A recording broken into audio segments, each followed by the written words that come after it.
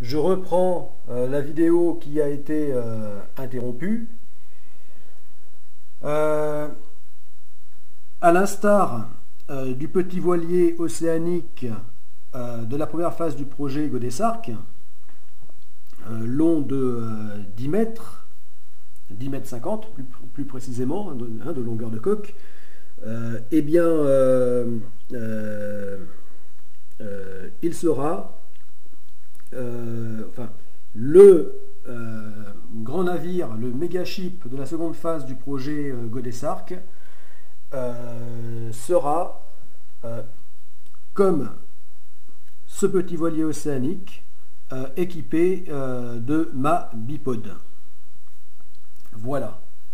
La seule différence, c'est que là, eh bien, pour ce petit voilier,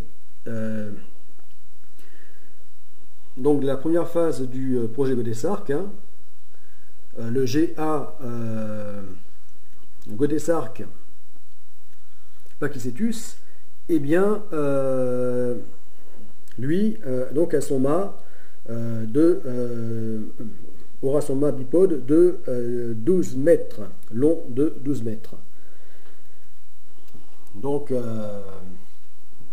on va dire petit, petit mât, tout petit mât. Alors que là, eh bien, ça sera le gigantisme, puisque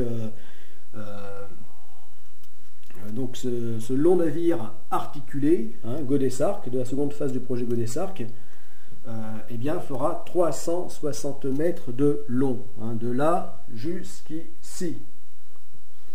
Voilà. Et donc, ainsi gréé en goélette, eh bien, avec ces deux mâts bipodes, donc chacun long, haut de 120 mètres. Voilà, donc là on sera vraiment dans le gigantisme. Voilà, on voit ce qu'est un minuscule navire de 10 mètres à côté d'un grand navire de 360 mètres. Voilà. Seulement là, c'est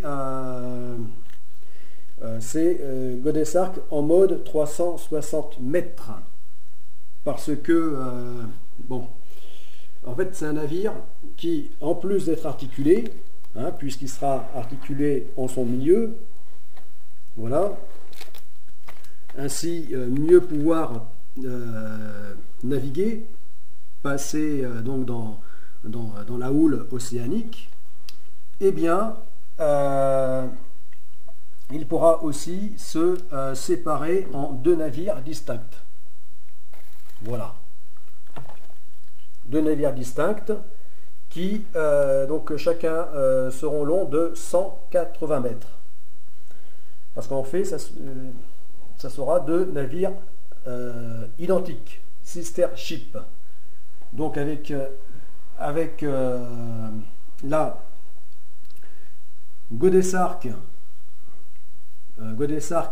Ambulocetus et Godessarc Maiacetus. Voilà.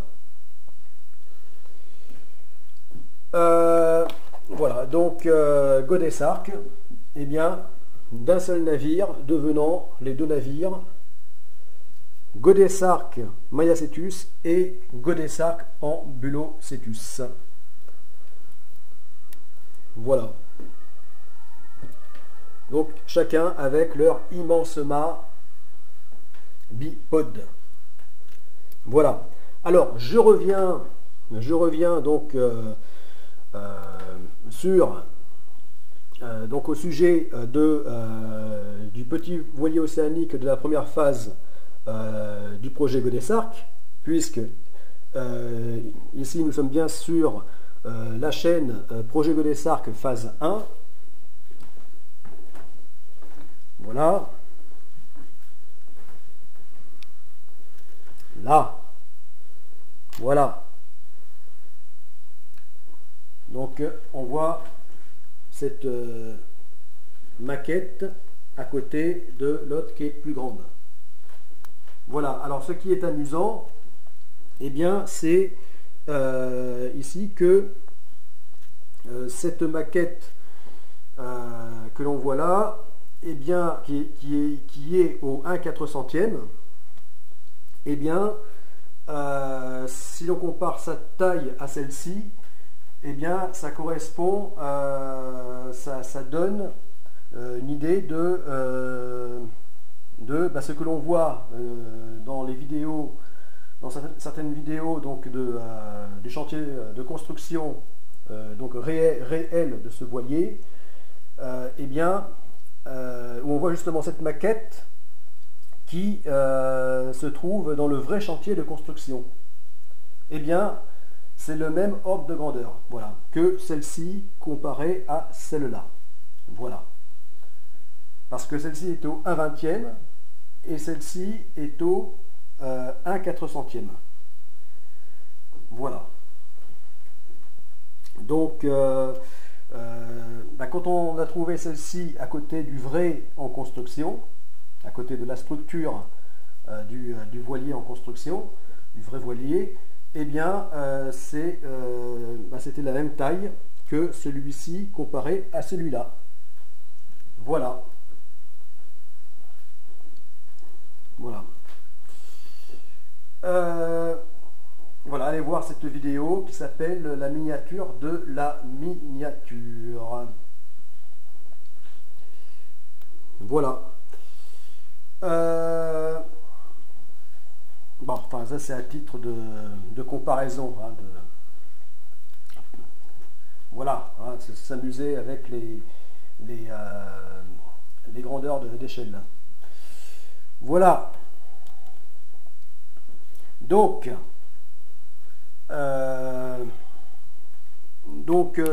alors je reviens, puisque c'était le sujet ici des mâts bipodes, et que je disais que oui, ben, j'avais bien raison d'avoir pensé à la pose, oui, au montage d'un mât bipode au lieu d'un mât normal sur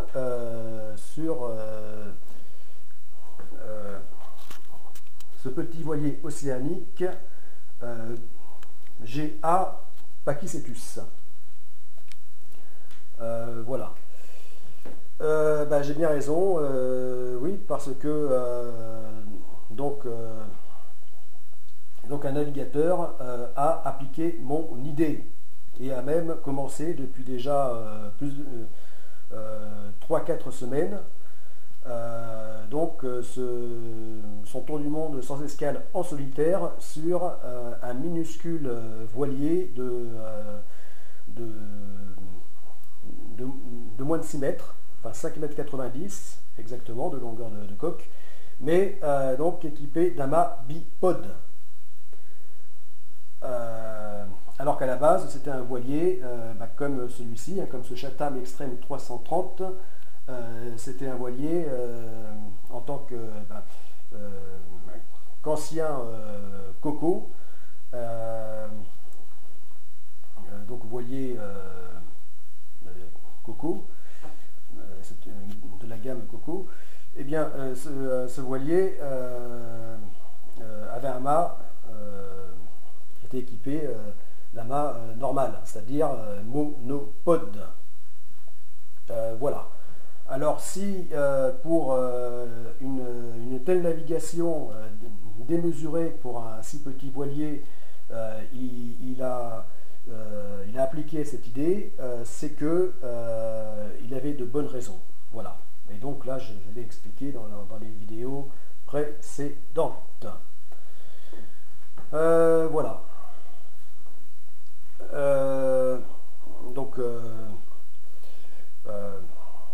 Bon, alors ça, je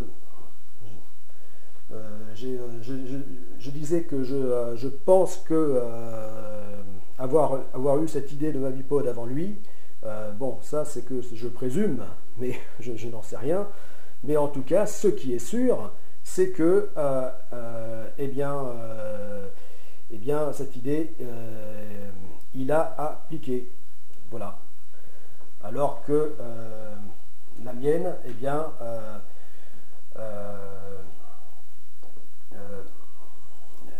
elle est toujours à l'état de projet. Voilà. Mais le fait que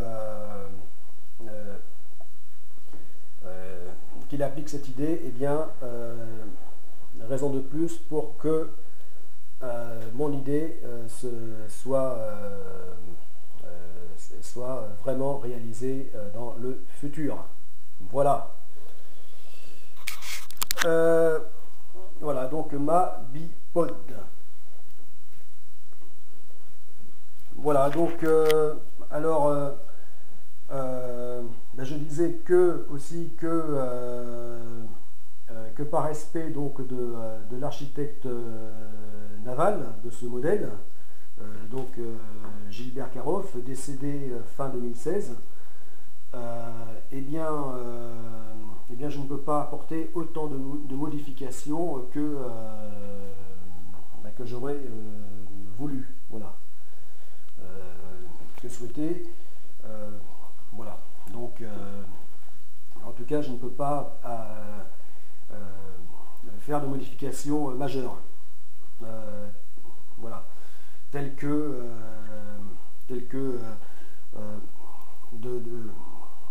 d'y mettre des traves inversées,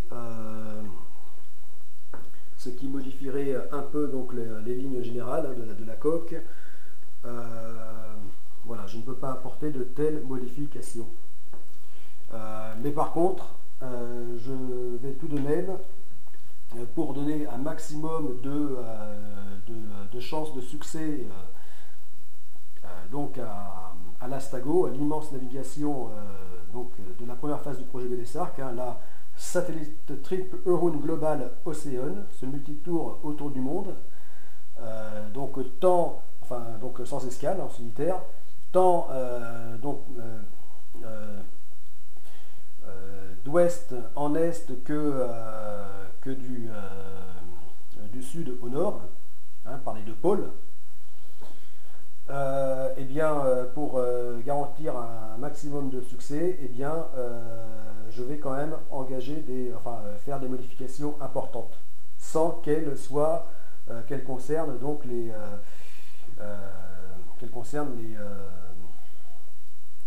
lignes générales. Voilà. Donc, notamment, eh bien,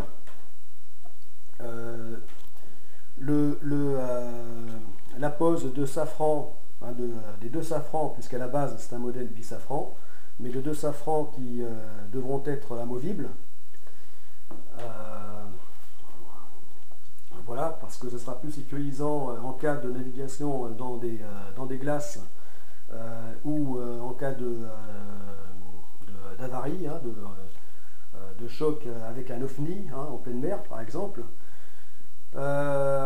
Et donc le fait qu'ils soient movibles permettrait de les réparer en autonomie en pleine mer. Donc la pose d'un mât bipode qui pareil permettrait de mater le mât en cas de dématage, et bien de le remettre en place, donc le remettre en place et même tel qu'il est à l'origine, donc de pouvoir le monter, le remonter à l'identique.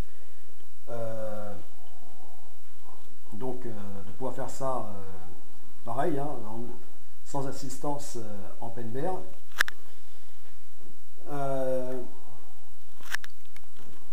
Et donc de pouvoir naviguer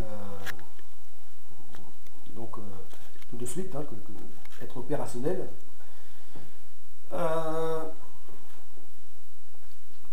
Ensuite, allonger le roof à l'avant. Voilà. Il y aura ces modifications de ce genre. Voilà. Bon, je coupe et reprends la vidéo.